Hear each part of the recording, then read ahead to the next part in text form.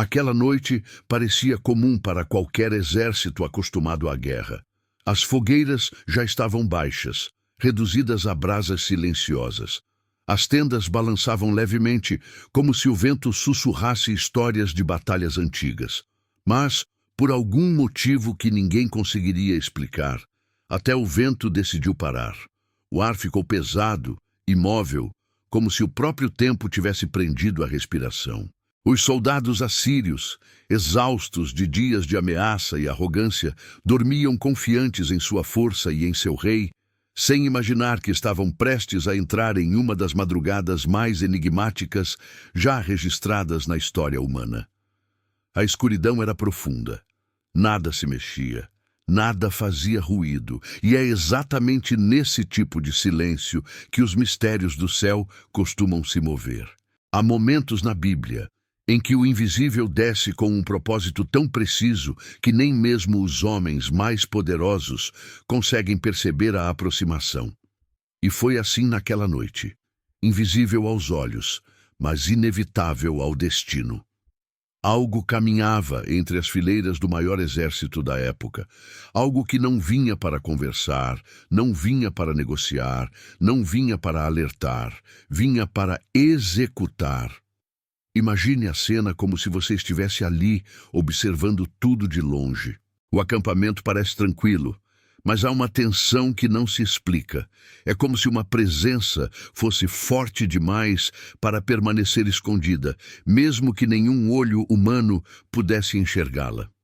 Um som abafado rasga o silêncio, não como um grito, não como um passo, mas como uma vibração que o coração sente antes de qualquer outro sentido. A noite inteira se inclina, como se reconhecesse a autoridade daquele que acabara de chegar. E enquanto os homens dormiam, enquanto arrogância e blasfêmia ainda ecoavam nas lembranças do dia anterior, o juízo já estava decidido. Não seria uma batalha. Não haveria resistência. O que desceu naquela madrugada carregava um poder que nenhuma mão mortal poderia deter. O exército mais temido do mundo estava prestes a se tornar silencioso de uma forma que ninguém poderia explicar. Ao amanhecer, quando o sol finalmente tocou as primeiras tendas, o cenário parecia impossível. Centenas de milhares de soldados permaneciam imóveis, como estátuas de carne e osso. Nenhuma arma caída, nenhum rastro de luta. Apenas um silêncio tão profundo que parecia engolir cada centímetro daquele campo. Algo havia atravessado aquela noite com precisão absoluta e desaparecido antes que qualquer ser humano pudesse sequer perceber. A pergunta que ecoa até hoje, diante de uma cena tão devastadora e tão silenciosa, é inevitável. Que tipo de ser executaria um juízo tão preciso, tão rápido e tão irresistível? Quem caminhou naquela madrugada, deixando para trás um marco que até historiadores modernos tentam explicar, mas poucos realmente compreendem? O reino que desafiou o invisível, o orgulho de Senaqueribe. Antes de entendermos o que aconteceu naquela madrugada em que o céu interveio de maneira tão precisa, é essencial olhar para o coração do homem que provocou esse movimento do invisível. O nome dele era Senaqueribe, rei da Assíria, líder de um império que esmagava nações com a mesma facilidade com que se apaga uma chama fraca. Para seus inimigos, ele era um pesadelo. Para seus soldados, um orgulho. Para o mundo, uma força imbatível. Mas para Deus, ele se tornou algo bem diferente, um homem que ultrapassou os limites. Senaqueribe não era apenas mais um conquistador. Ele carregava uma confiança quase sobrenatural em suas próprias vitórias, como se o universo inteiro estivesse sob o comando de sua palavra. Ele marchava sobre cidades e reinos, como quem recolhe tributo de súditos. Nada parecia ser capaz de detê-lo. E essa certeza absoluta de que dominava tudo o levou a cometer o maior dos erros: acreditar que podia desafiar o Deus de Israel sem sofrer consequências. Quando Senaqueribe cercou Jerusalém, não o fez apenas com força militar, fez com arrogância, Seus mensageiros não chegaram com ameaças comuns, chegaram com insultos diretos, zombando da fé, ridicularizando a confiança do povo, colocando todos os deuses que havia conquistado acima do Deus de Israel. Ele dizia que nenhum Deus havia resistido ao seu domínio e que aquele também não resistiria. Com essas palavras, ele não desafiou somente um povo, ele afrontou o próprio Deus. E o mais impressionante é que essa atitude não surgiu do nada. Historicamente, a máquina militar assíria era conhecida por sua brutalidade. Eles não apenas venciam, eles humilhavam. Escravos eram levados acorrentados, reis derrotados eram expostos como troféus, cidades inteiras eram incendiadas como demonstração de força. Era um império moldado pela violência, pelo medo e pelo orgulho de ser temido. E Senaqueribe era a personificação perfeita desse espírito. No entanto, naquele cerco, algo diferente aconteceu. Dentro de Jerusalém estava o rei Ezequias, um homem que compreendia o peso espiritual daquele momento. Em vez de responder com espadas ou estratégias humanas, ele foi ao templo, ele se prostrou. Ele apresentou diante de Deus cada insulto, cada ameaça, cada palavra de orgulho que Senaqueribe havia dito. E diante desse ato de humildade, uma linha invisível foi traçada. O céu decidiu intervir. Quando olhamos para essas cenas com calma, percebemos que a guerra ali deixou de ser política, deixou de ser territorial, tornou-se uma batalha espiritual. Senaqueribe não sabia, mas havia ultrapassado a fronteira entre desafiar um rei humano e desafiar o rei do universo. E quando essa fronteira é cruzada, o resultado nunca é determinado pela força humana, mas pela soberania divina. A Bíblia diz que Deus ouviu a oração de Ezequias. Não apenas ouviu, mas respondeu. E a resposta não foi um reforço militar, não foi uma chuva de armas, não foi uma doença lenta. Foi o envio de um ser celestial específico. Um ser que não age sem ordem, que não se move sem propósito, que não aparece sem missão. E a missão era simples: mostrar a um rei arrogante que nenhum trono, por maior que seja, permanece de pé quando se ergue contra Deus. A partir desse ponto, entendemos que a madrugada que viria seria diferente de qualquer outra. Não seria uma batalha humana. Seria uma intervenção direta do invisível. Uma atuação tão silenciosa e tão poderosa que apagaria em instantes o orgulho de um império inteiro. Quando pensamos nisso, surge uma pergunta íntima e profunda. O que acontece quando um homem ou um reino acredita que pode tocar no que é sagrado sem consequências? A resposta está na história que estamos prestes a explorar, e ela começa com essa verdade simples e inevitável. Deus pode ser paciente, mas não é indiferente. E enquanto Senaqueribe dormia tranquilo, acreditando que a luz do dia seguinte traria mais uma vitória para seu império, o céu já havia decidido que aquela noite marcaria sua queda mais humilhante. Uma queda que não viria pelas mãos de soldados, mas pelas mãos de um ser enviado diretamente da presença divina. E é aqui que a história avança para algo ainda mais profundo, porque entender o orgulho de Senaqueribe é apenas o primeiro passo. O próximo é encarar de frente o que realmente aconteceu na madrugada em que 185 mil homens deixaram de respirar sem que ninguém ouvisse um único grito. O mistério da noite do extermínio. O evento que ainda assusta historiadores. Quando chegamos à madrugada mais enigmática registrada na história da Assíria, percebemos que nada naquele acontecimento se parece com os relatos comuns de guerra. Não houve gritos, não houve fuga, não houve resistência. Tudo o que aconteceu se desenrolou dentro de um silêncio tão absoluto que nem mesmo os vigias conseguiram perceber o que caminhava entre eles.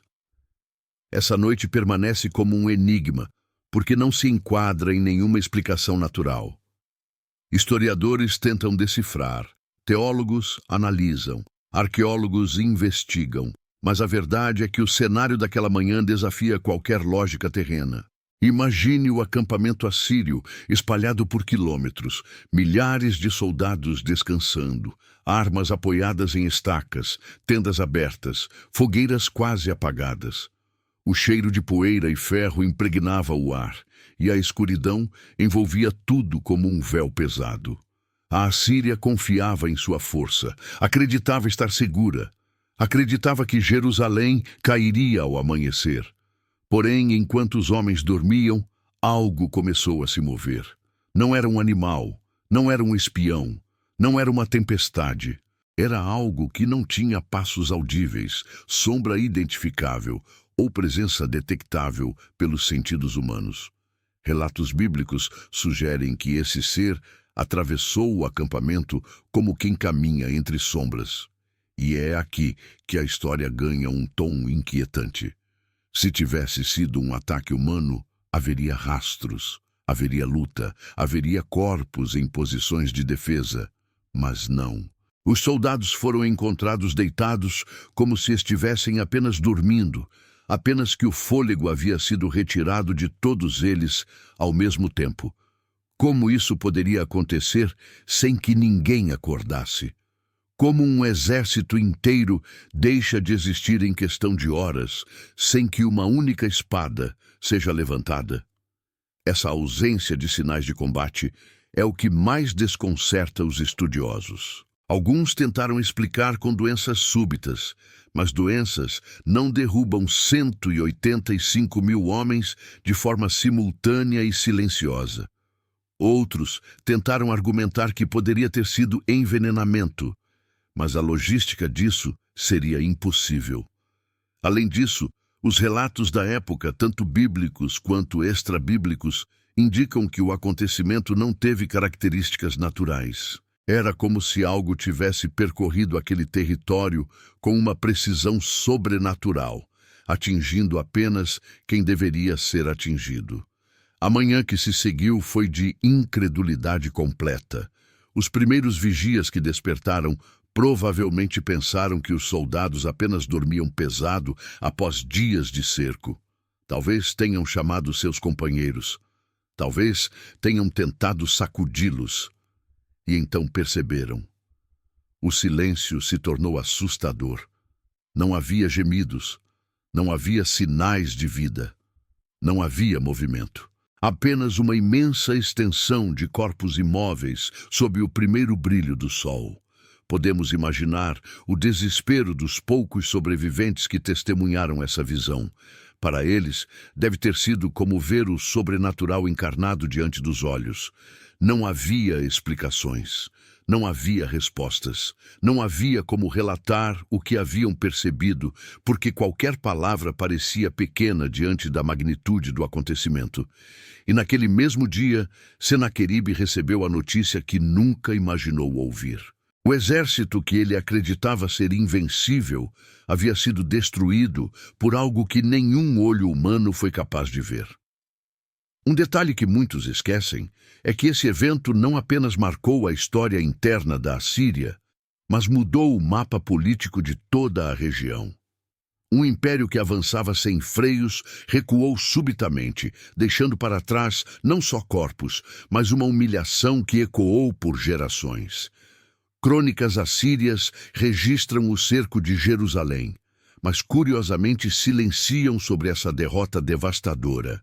É comum que impérios escondam suas desgraças, mas o silêncio assírio nesse ponto é tão profundo quanto o silêncio daquela madrugada.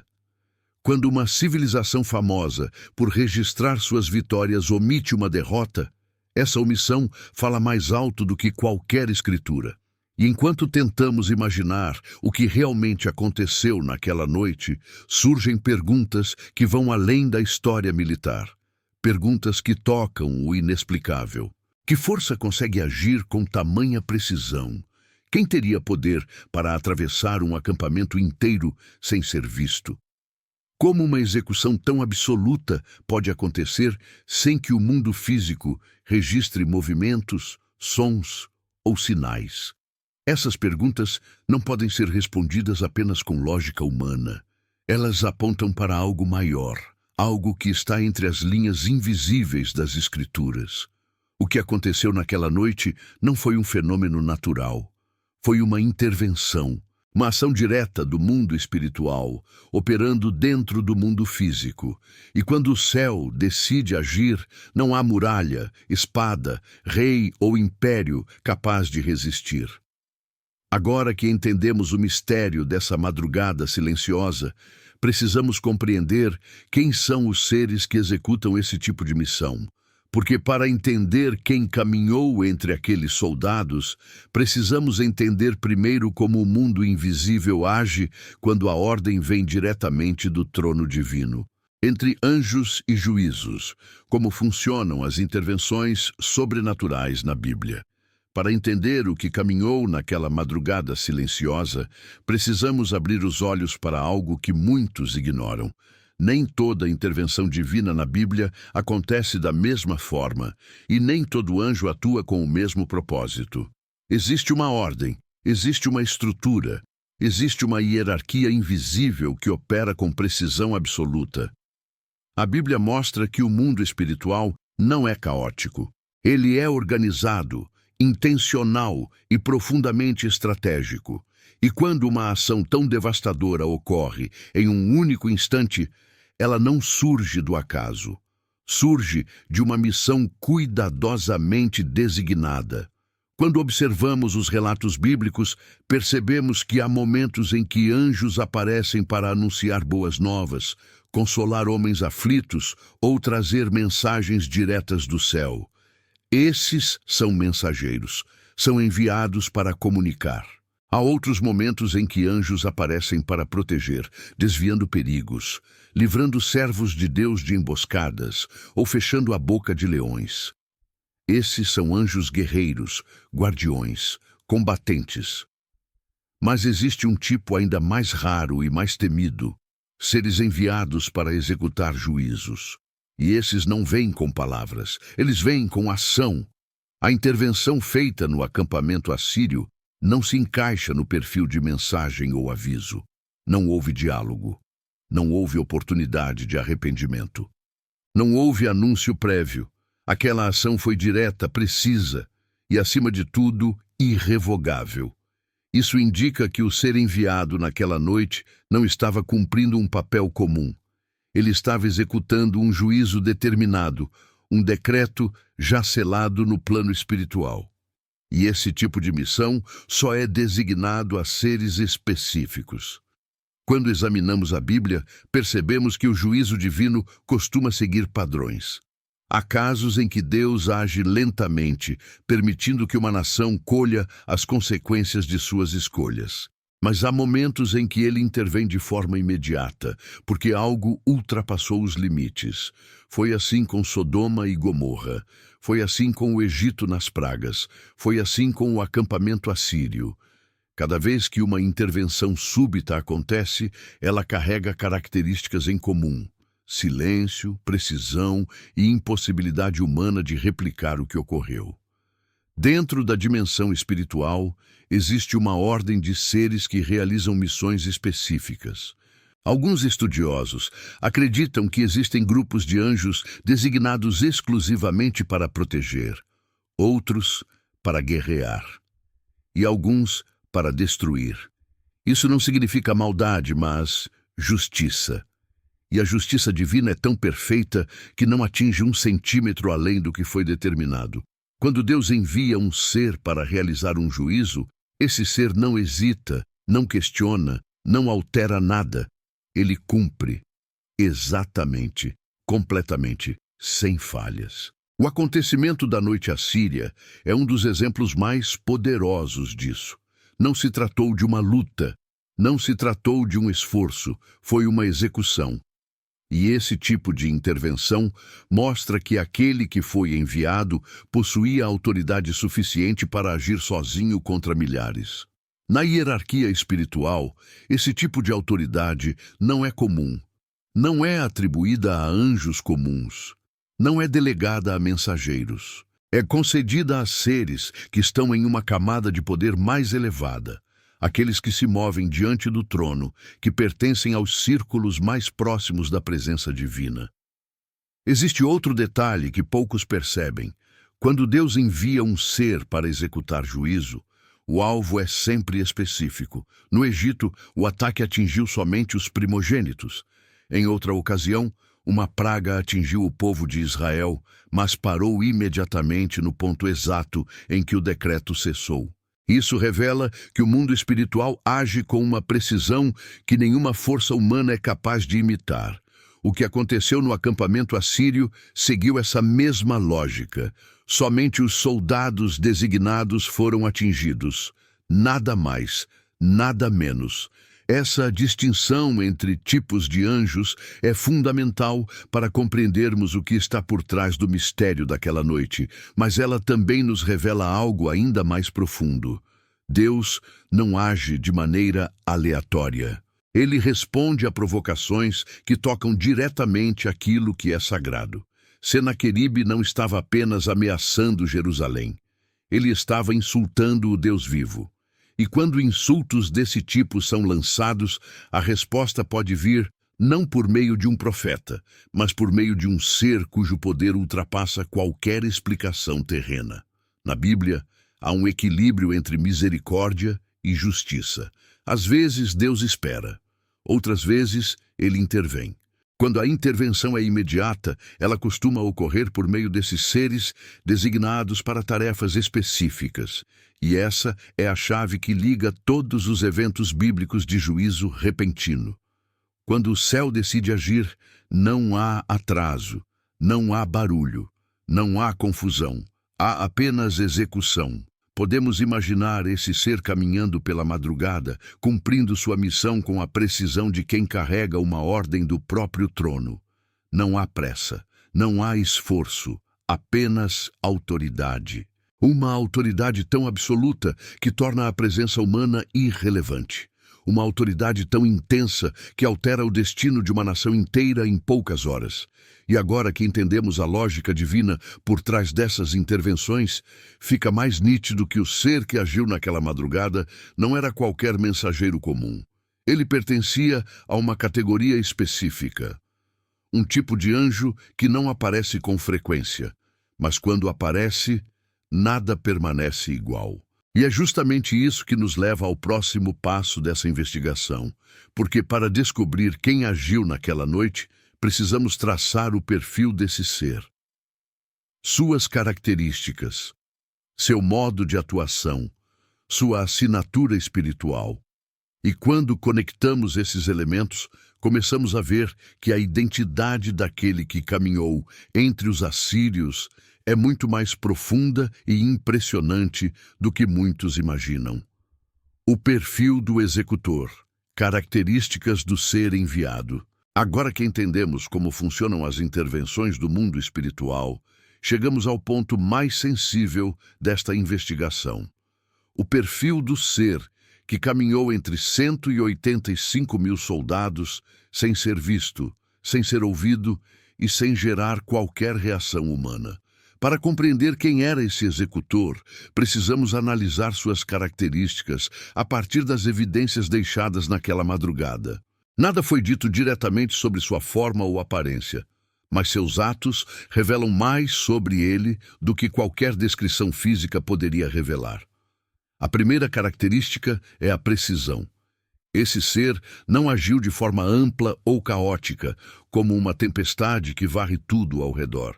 Ele não destruiu tendas, não queimou suprimentos, não causou estragos colaterais. Ele não aterrorizou a região com sinais grandiosos. Sua ação foi cirúrgica. Sua missão tinha um alvo, e ele atingiu somente esse alvo. Essa capacidade de separar vida e morte com tamanha exatidão indica um nível de autoridade espiritual altíssimo. Não é uma habilidade comum. É a marca de um executor celestial treinado para cumprir ordens sem desviar 1 milímetro da vontade divina. A segunda característica é o silêncio. Nenhum dos vigias percebeu a presença desse ser. Nenhuma sombra se movimentou de forma perceptível. Nenhum ruído surgiu, nenhum animal reagiu. O silêncio daquela noite não foi apenas circunstancial. Ele foi parte da execução. Esse tipo de atuação silenciosa lembra outros momentos das Escrituras, em que seres divinos se moveram com rapidez e discrição, trazendo juízo sem que o ambiente ao redor fosse perturbado. Quando o mundo espiritual age dessa maneira, não há sinais visíveis antes que a missão esteja concluída.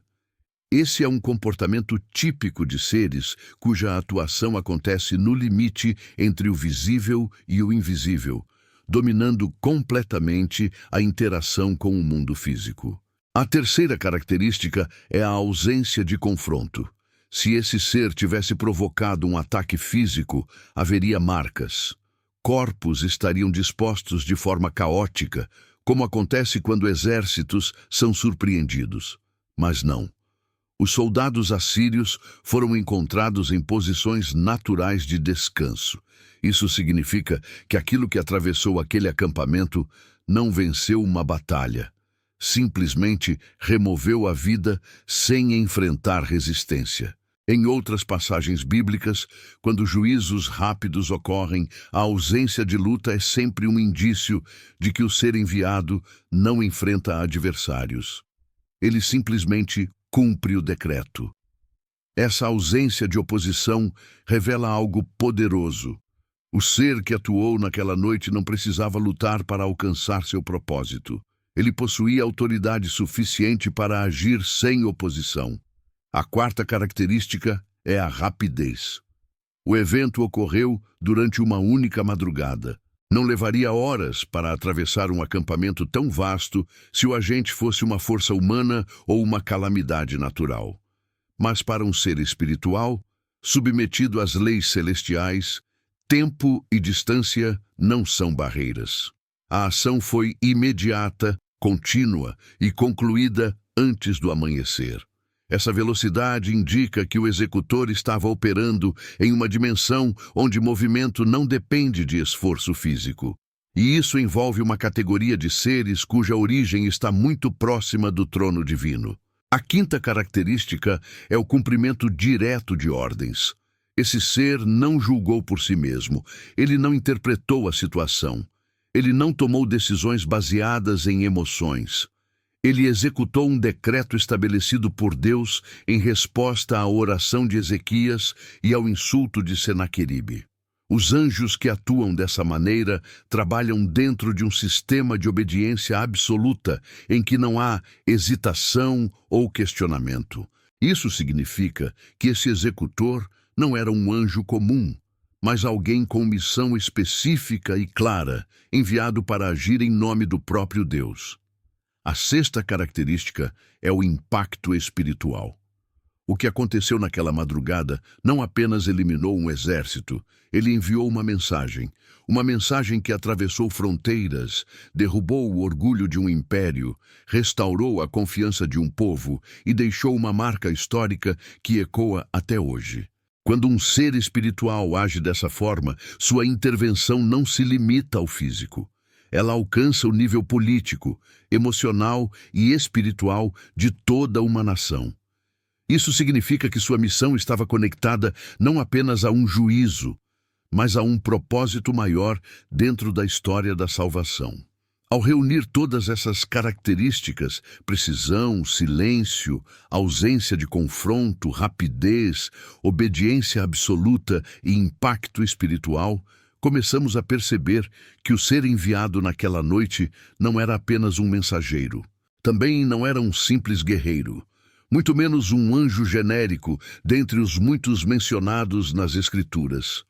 O perfil desse executor aponta para uma categoria mais elevada, reservada para missões onde o sobrenatural não apenas intervém, mas define o curso da história. E quando conectamos essas evidências ao que está registrado em outros momentos bíblicos, percebemos que há pelo menos 3 identidades possíveis para esse ser. 3 figuras celestiais que já apareceram em outras ocasiões, cada uma carregando um poder tão impressionante quanto o que foi demonstrado naquela madrugada.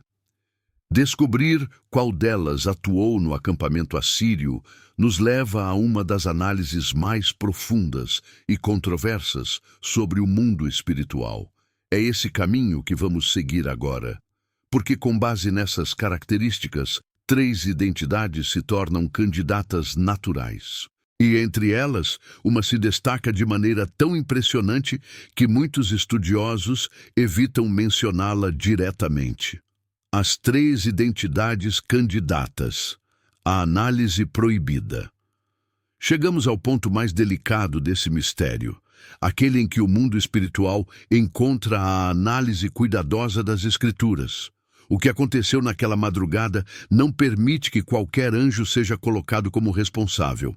As características do executor são específicas demais, poderosas demais e precisas demais para se encaixar em categorias comuns. Por isso, ao investigarmos a possível identidade do ser que passou pelo acampamento assírio, inevitavelmente chegamos a 3 candidatos que carregam, em toda a Bíblia, capacidades compatíveis com o que ocorreu. São eles: o anjo do Senhor, um arcanjo guerreiro ou o misterioso anjo destruidor. Cada um desses seres possui um histórico que, quando analisado com profundidade, pode encaixar-se na atuação daquela madrugada. Mas cada um deles também possui implicações profundas e, para muitos, até desconfortáveis. A primeira identidade candidata é o anjo do Senhor, conhecido nos textos originais como Malak Yah-WH. Essa figura aparece em momentos-chave da história bíblica, muitas vezes de forma tão intensa que estudiosos de todas as épocas discutem se realmente se trata de um anjo ou de uma manifestação direta de Deus. Em várias passagens, quando o anjo do Senhor fala, ele fala como Deus. Quando aparece, homens se prostram. Quando atua, sua intervenção carrega a autoridade absoluta. Ele não pede permissão, não explica, não negocia. Ele aparece como o próprio Deus, agindo de maneira visível. Isso levanta uma possibilidade inquietante. Se o executor daquela noite foi o anjo do Senhor, então o que aconteceu no acampamento assírio foi, de certa forma, uma intervenção direta da presença divina, atuando sem intermediários. Isso explicaria a precisão, a ausência de confronto, a autoridade absoluta e a rapidez do acontecimento. No entanto, aceitar essa possibilidade levanta questões teológicas profundas. Por isso, muitos evitam mencioná-la. A segunda identidade possível é a de um arcanjo guerreiro. Entre os arcanjos, Miguel é o mais conhecido quando se trata de batalha espiritual. Ele é descrito como príncipe do povo de Deus, comandante das hostes celestiais, um líder entre os guerreiros do céu. Em Daniel, Miguel aparece para proteger, resistir e guerrear contra forças espirituais poderosas. Sua atuação não é discreta, mas decisiva. Ele aparece em momentos de conflito espiritual intenso, onde suas ações mudam o rumo dos acontecimentos.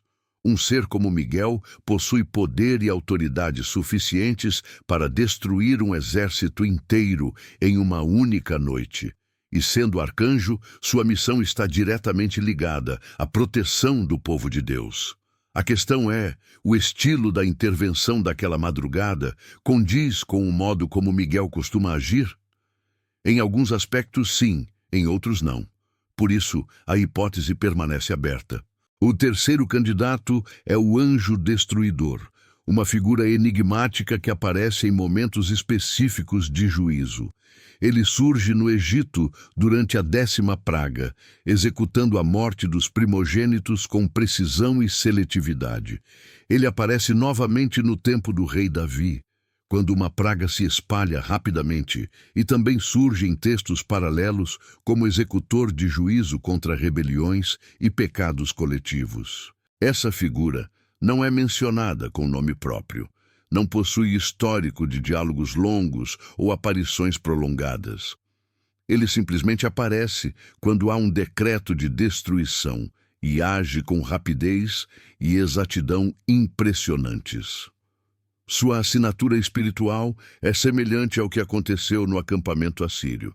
O silêncio, a rapidez, a seletividade e a ausência de luta são características típicas dessa figura misteriosa. Muitos estudiosos consideram essa possibilidade como a mais compatível, mas outros resistem, pois o anjo destruidor é uma figura que desperta temor e levanta discussões complicadas sobre a natureza da justiça divina.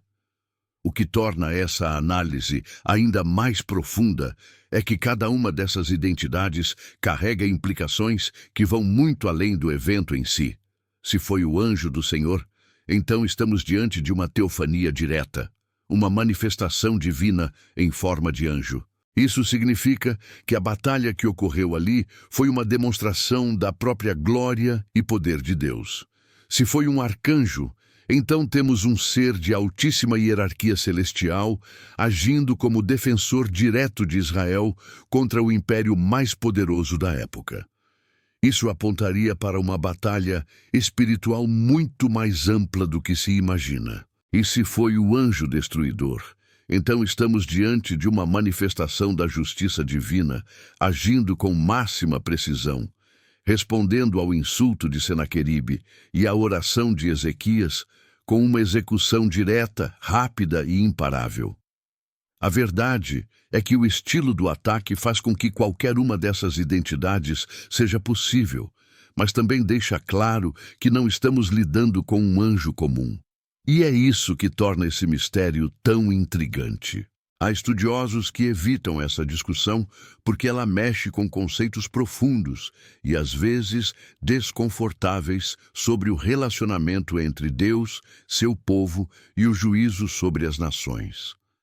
No entanto, ignorar a complexidade dessa análise é perder a oportunidade de entender um dos momentos mais marcantes de intervenção divina na história. Para chegarmos à identidade que mais se encaixa com o que ocorreu naquela madrugada, precisamos agora examinar um detalhe muitas vezes esquecido. Um texto, uma pista escondida nas Escrituras que aponta para um perfil específico. Essa pista pode ser a chave que fecha o quebra-cabeça e revela com mais clareza quem realmente caminhou entre os soldados assírios naquela noite. A evidência que quase ninguém menciona, o texto esquecido. Entre todos os versículos que tratam da queda repentina do exército assírio, há um detalhe que costuma passar despercebido pela maioria das pessoas. Não é um versículo longo, não é uma descrição explícita, e talvez seja justamente por isso que muitos leitores o ignoram. Contudo, quando observamos essa passagem com atenção, percebemos que ela carrega o tipo de pista que muda completamente o rumo da investigação. Uma pista que, se conectada aos padrões bíblicos, revela muito mais sobre quem atuou naquela madrugada. O texto está em Isaías 37 e também aparece paralelo em 2 Reis 19. Ambos os relatos mencionam que o anjo do Senhor feriu 185.000 homens. E embora essa expressão possa parecer apenas uma descrição genérica, ela não é. Na verdade, essa é uma das expressões mais carregadas de significado em toda a Bíblia. Sempre que ela aparece, a ação que se segue é extraordinária. E sempre que o anjo do Senhor é mencionado, algo incomum acontece. É por isso que essa identificação não pode ser vista como um simples título, mas como uma chave interpretativa poderosa. Em passagens como Êxodo 3, Juízes 6 e Juízes 13, o anjo do Senhor fala como Deus, recebe adoração, declara a autoridade divina e age como se fosse o próprio Senhor, manifestado em forma de mensageiro. Em cada uma dessas ocasiões, o ser não se apresenta como um anjo comum. Ele não diz, assim diz o Senhor. Ele diz, eu sou. Ele não age como alguém enviado. Ele age como quem é o próprio emissor. Isso significa que quando a Bíblia usa essa expressão, dificilmente está se referindo a um anjo criado. Ela aponta para uma manifestação direta do próprio Deus agindo de forma visível ou tangível. É aqui que a investigação muda de tom. Se conectarmos essa expressão ao que aconteceu no acampamento assírio, começamos a perceber que talvez não tenhamos apenas um ser espiritual atuando, mas uma manifestação direta da presença divina. A precisão absoluta, a rapidez, o silêncio e a autoridade total condizem com os padrões já associados ao anjo do Senhor em outros momentos bíblicos. Ele aparece para livrar, ele aparece para julgar, ele aparece para declarar. E nesses momentos não há intermediários entre sua decisão e seu ato. Ele simplesmente age. Mas há outro detalhe que poucos percebem. Em Isaías 37, logo antes do relato da destruição do exército assírio, Deus afirma que Ele mesmo defenderá Jerusalém. Isso é dito de forma direta, como uma promessa. E logo em seguida, o texto relata que o anjo do Senhor foi quem executou o juízo. Essa proximidade narrativa faz muitos estudiosos concluírem que a expressão se refere à própria ação divina, não à obra de um anjo comum ou até mesmo de um arcanjo. É como se Deus tivesse dito: "Eu defenderei Jerusalém", e logo em seguida tivesse agido por meio de sua manifestação conhecida como o anjo do Senhor. Há também uma pista linguística que reforça essa leitura. Em hebraico, a estrutura usada para descrever a ação do anjo do Senhor nesses textos é a mesma usada em outros momentos em que Deus age diretamente. Isso não é uma coincidência. É uma pista deixada pelo próprio texto, indicando que estamos diante de algo muito maior do que uma intervenção angelical comum. A escolha das palavras sugere que a presença que atuou naquela madrugada carregava a mesma essência da presença divina revelada ao longo das Escrituras. Além disso, quando comparamos o estilo de atuação do anjo do Senhor em outras histórias, vemos a mesma assinatura espiritual: rapidez, autoridade inquestionável e resultado imediato. Ele apareceu para Gideão, para Abraão, para Agar, para os pais de Sansão e para Moisés. Em todas essas ocasiões, sua presença muda tudo instantaneamente. E em muitas delas, o impacto é tão intenso que os personagens temem ter visto Deus face a face. Isso é importante porque a sensação que o anjo do Senhor causa é diferente da causada por anjos comuns. Ela carrega um peso espiritual, uma santidade e uma autoridade que ultrapassam qualquer mensageiro celestial. Quando observamos esse padrão, começamos a entender que o texto esquecido não é apenas um detalhe. Ele é um indicativo de que a madrugada no acampamento assírio talvez não tenha sido simplesmente uma ação angelical, mas uma manifestação direta da justiça divina. Isso explicaria a precisão absoluta. Isso explicaria a ausência de combate. Isso explicaria o silêncio total. Isso explicaria por que nenhum assírio teve a chance de reagir ou de levantar uma espada. Quando o próprio Deus decide agir, nada nem ninguém pode interferir. Essa leitura não é aceita por todos, mas ela é uma das mais coerentes com o conjunto de evidências. E é justamente por isso que muitos evitam mencioná-la. Porque aceitar essa interpretação significa admitir que o evento registrado em 2 Reis 19 e Isaías 37 foi mais do que um ato de guerra espiritual. Foi uma demonstração direta da força divina sobre um império que ousou desafiar o nome de Deus. Agora que entendemos essa pista tão ignorada, estamos prontos para enfrentar a pergunta que guiou cada capítulo até aqui. Afinal, quem realmente caminhou naquela madrugada, apagando 185 mil vidas sem fazer um único som? A identidade proibida. Quem realmente agiu naquela noite? Agora que reunimos cada peça desse quebra-cabeça, chegamos ao momento mais esperado e, ao mesmo tempo, mais sensível desta investigação. A pergunta que guiou nossa jornada desde o início precisa ser confrontada com honestidade. Quem caminhou naquele acampamento assírio e executou em silêncio absoluto um juízo tão preciso que ainda hoje intriga historiadores e estudiosos? Entre todas as possibilidades analisadas, uma se destaca de forma tão nítida que parece quase impossível ignorá-la. E é exatamente por isso que, ao longo dos séculos, muitos evitam mencioná-la com clareza. Não porque não faça sentido, mas porque faz sentido demais. Se seguirmos a lógica das Escrituras, se acompanharmos os padrões de intervenção, se observarmos o modo como o mundo espiritual opera e se prestarmos atenção aos textos que detalham esse acontecimento, chegamos a uma conclusão que pode ser desconfortável para alguns, mas inevitável para quem investiga com profundidade.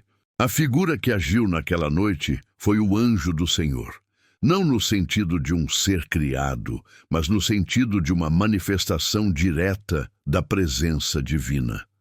Uma teofania, uma intervenção em que Deus não apenas ordena. Ele mesmo aparece em forma de mensageiro e realiza aquilo que decretou. Esse entendimento ganha força quando observamos que o texto bíblico não menciona apenas um anjo, mas especificamente o anjo do Senhor, expressão usada para descrever aparições em que Deus fala em primeira pessoa, recebe adoração e age com autoridade que pertence somente a Ele. Esse ser não é apresentado como subordinado. Ele não diz, assim diz o Senhor. Ele diz, eu sou. Ele não aparece como um servo. Ele aparece como o próprio Deus, descendo ao nível humano para intervir em momentos decisivos da história. Se aceitarmos essa interpretação, a madrugada assíria assume um significado ainda mais profundo. Não estamos falando apenas de um ser espiritual extremamente poderoso. Estamos falando da presença divina atravessando o acampamento inimigo, com a mesma autoridade com que abriu o Mar Vermelho, com que apareceu a Abraão, com que confrontou Balaão e com que se manifestou a Moisés na sarça ardente. Uma intervenção tão direta que nenhum outro ser poderia realizar da mesma forma. Muitos estudiosos reconhecem esse padrão, mas o evitam porque ele levanta questões que ultrapassam a teologia tradicional. Se foi o próprio Deus que agiu naquela noite, então não houve intermediários. Não houve anjo de segunda linha, não houve delegação. Houve uma ação direta, precisa e incontestável. Isso explica a ausência absoluta de luta. Explica o silêncio total. Explica por que a morte caiu de forma seletiva e imediata. Explica por que nenhum soldado teve tempo de reagir ou sequer de perceber a aproximação do juízo. Quando Deus age diretamente, o tempo parece dobrar. O invisível se sobrepõe ao visível. E o resultado acontece sem resistência. Mas por que essa possibilidade é chamada de identidade proibida? Porque durante séculos, teólogos, rabinos e estudiosos preferiram evitar a ideia de que o anjo do Senhor é uma manifestação do próprio Deus. Isso porque a mente humana tenta separar o invisível em categorias claras e fáceis de compreender. E quando algo ultrapassa essas categorias, surgem dúvidas e debates. Ainda assim, o texto bíblico permanece firme.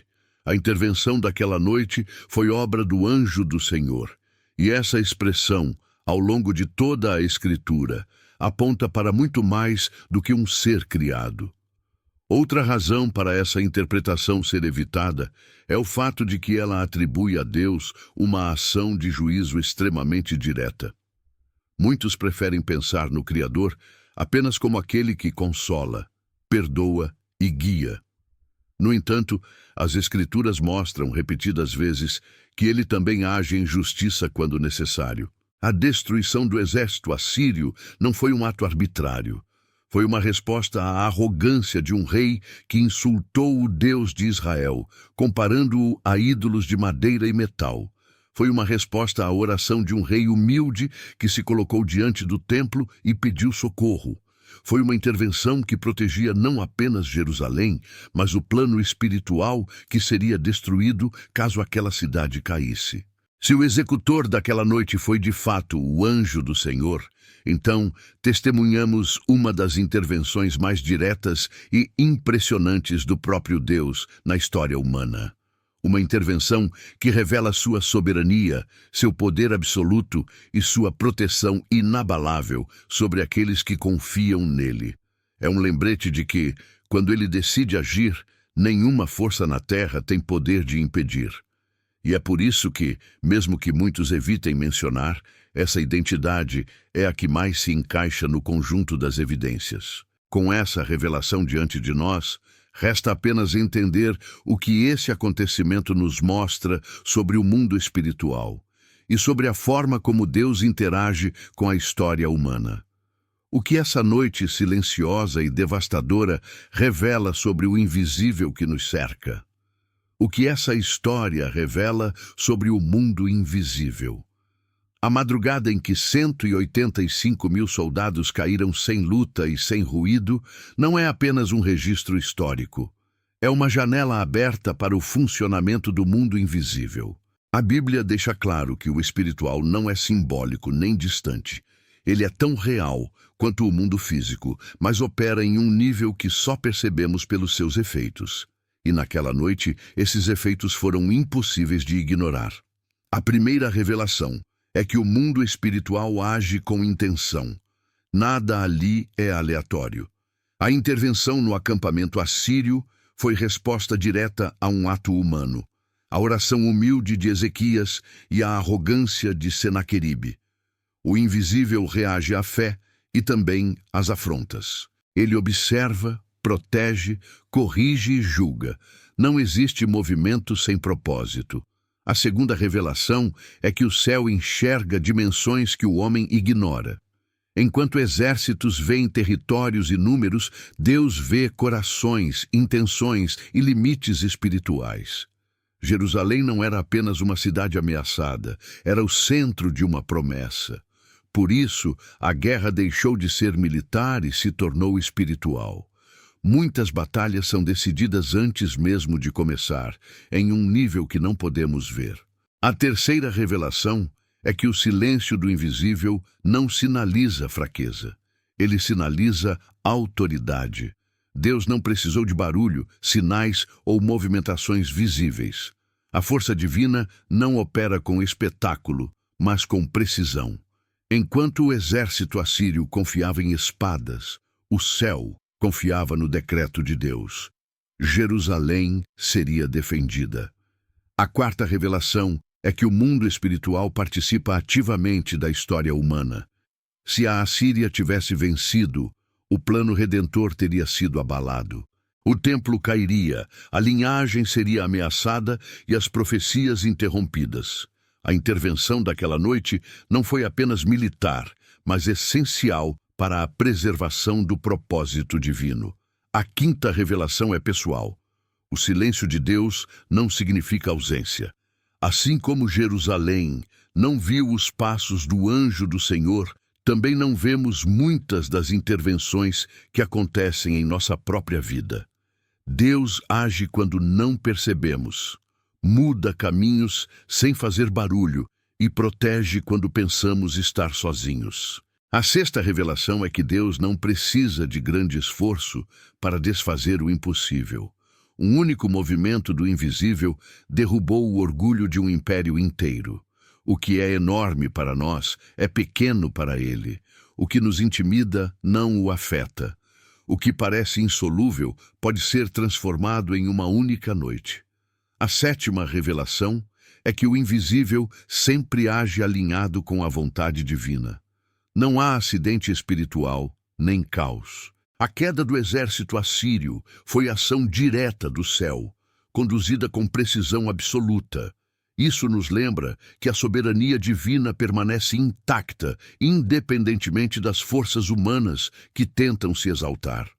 Essa história não é apenas um fato extraordinário, ela é um lembrete de que há um mundo além dos nossos olhos, um mundo onde Deus governa com perfeição, justiça e poder.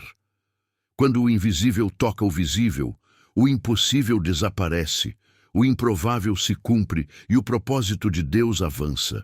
Conclusão cinematográfica. Quando o céu decide intervir. Chegamos ao momento final dessa jornada, onde tudo o que exploramos se junta em uma única verdade. Quando o céu decide intervir, o mundo muda de forma tão profunda que nenhuma força humana é capaz de impedir. A madrugada em que 185 mil soldados assírios desapareceram sem luta não é apenas uma história antiga.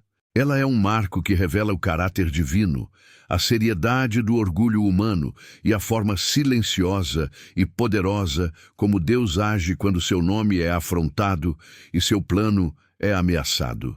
O que aconteceu naquela noite não pode ser explicado por lógica militar, por fenômenos naturais ou por coincidências.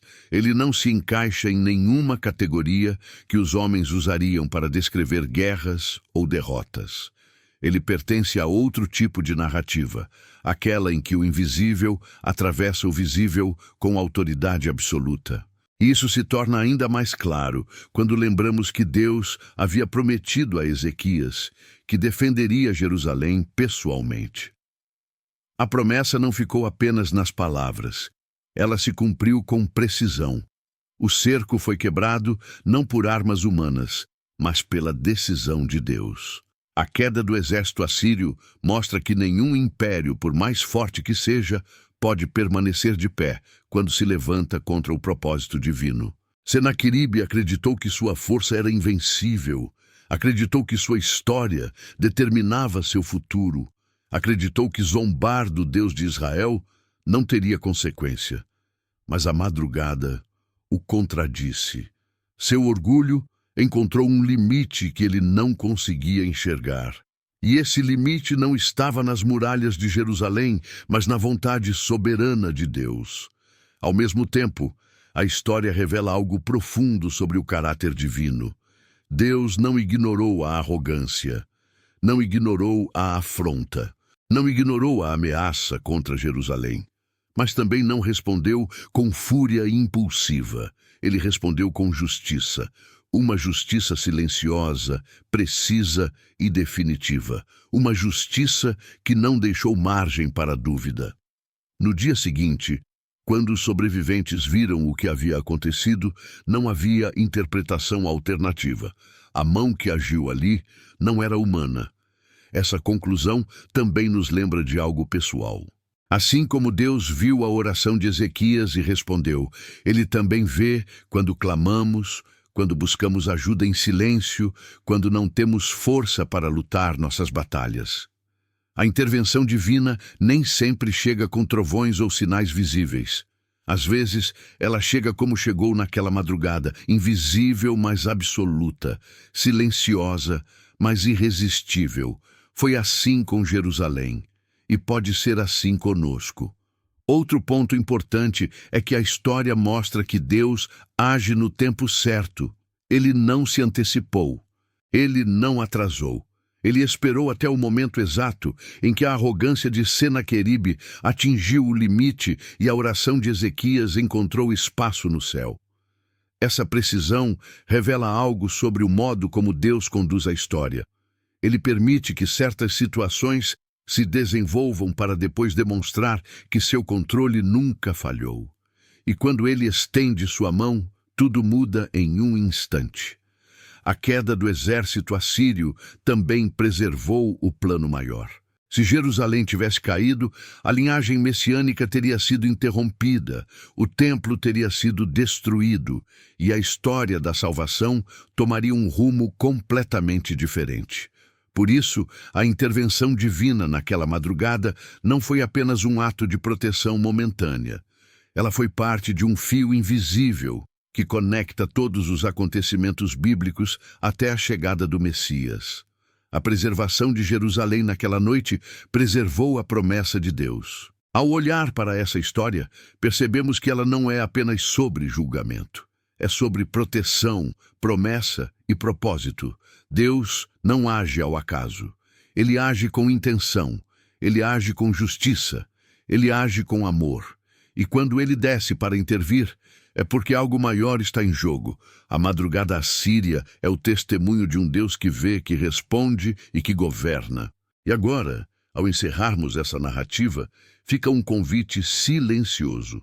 O mundo pode parecer dominado por forças grandes demais para enfrentar, mas a história daquela madrugada nos lembra que os maiores movimentos de Deus acontecem onde ninguém vê, no silêncio da noite, quando tudo parece perdido. Quando o céu decide intervir, nada permanece igual.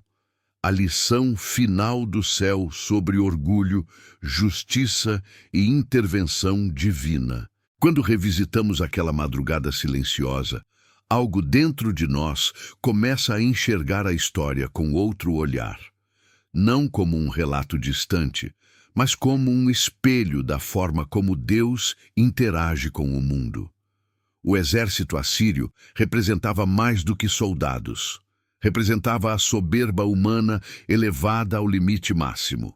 Representava o som da arrogância que se levanta contra tudo o que é sagrado. Representava o coração de um rei que acreditava estar acima do próprio Criador. E quando colocamos todos esses elementos lado a lado, entendemos que a queda daquele exército não foi apenas um ato de juízo. Foi um lembrete profundo de que existe um limite que nenhum poder humano pode ultrapassar. O orgulho de Senaqueribe o cegou. Ele enxergava a si mesmo como invencível, seu império esmagava nações, suas vitórias enchiam seus cofres e seu ego. Mas nada disso o preparou para enfrentar o Deus que ele ousou provocar. Quando insultou Jerusalém, ele não insultou apenas uma cidade, insultou o Deus que a guardava. E esse é um ponto que atravessa as Escrituras. Deus pode permitir que o orgulho avance por um tempo, mas ele nunca permite que ele destrua aquilo que está atrelado ao propósito eterno. Jerusalém não era apenas um território, era parte da promessa, e promessas divinas não são negociáveis. A intervenção daquela madrugada também nos revela algo sobre o caráter de Deus que, muitas vezes, esquecemos. Ele é paciente, mas sua paciência não é sinal de fraqueza. Ele é compassivo, mas sua compaixão não apaga sua justiça. Ele é amoroso, mas seu amor não anula seu poder. A maneira como ele agiu naquela noite nos mostra que quando a justiça divina precisa se manifestar, ela não chega com hesitação, ela chega com clareza. E essa clareza transforma até mesmo o silêncio em um ato de autoridade. Outro aspecto importante é que Deus respondeu a uma oração. A oração de Ezequias não foi uma tentativa política, não foi um discurso estratégico, não foi um pedido desesperado a deuses pagãos. Foi um clamor sincero colocado diante do templo, reconhecendo a própria fragilidade e afirmando que a glória de Deus estava em jogo. Esse gesto moveu o céu. E isso nos ensina algo valioso. Não é o tamanho da ameaça que determina a intervenção divina. É a postura do coração. Enquanto Senaqueribe se exaltava, Ezequias se inclinava. E Deus sempre responde à humildade. Quando pensamos nisso, percebemos que a história não é apenas sobre destruição, é sobre restauração. A queda do exército assírio não foi o fim, foi o início de uma nova onda de confiança para o povo de Deus. Jerusalém sobreviveu não porque era forte, mas porque era guardada. E essa é uma verdade que ecoa até hoje. Em nossas vidas, enfrentamos cercos, ameaças, situações que parecem imensas demais. Mas se há algo que a madrugada assíria nos ensina, é que o poder de Deus não depende do tamanho do inimigo. Depende da fidelidade de sua promessa. Também aprendemos que Deus age de maneiras que os olhos humanos não conseguem antecipar. Se alguém naquela época perguntasse como Jerusalém seria livre, provavelmente esperaria por reforços, alianças, estratégias. Mas Deus escolheu o caminho que ninguém imaginou. o caminho do invisível. É assim que ele trabalha em muitos momentos da nossa história pessoal. Quando não vemos saída, ele cria. Quando não ouvimos resposta, ele age. Quando tudo parece perdido, ele já está movendo as peças que vão mudar tudo. Essa história se fecha com uma certeza silenciosa. Quando Deus decide intervir, o impossível se transforma em realidade. A noite mais escura pode se tornar o palco da maior demonstração de poder. O inimigo mais ameaçador pode cair sem levantar uma espada. E aquilo que parecia condenado pode ser guardado pela mão invisível que continua sustentando o mundo até hoje. Que essa narrativa não seja apenas um relato para nossa mente, mas um lembrete para nosso coração. Há batalhas que não vencemos com força, mas com fé. Há ameaças que não enfrentamos com armas, mas com oração. E há momentos em que o céu se move quando menos esperamos. A madrugada assíria é a prova de que Deus continua sendo o Deus que vê, que responde e que intervém. E quando ele intervém, não existe orgulho humano capaz de permanecer de pé. E enquanto essa história se apaga lentamente diante de nós, fica um último convite ecoando no coração. Se o céu foi capaz de intervir naquela madrugada silenciosa, também é capaz de agir nas madrugadas da nossa vida. Histórias como essa existem para nos lembrar que Deus nunca deixou seu povo desamparado.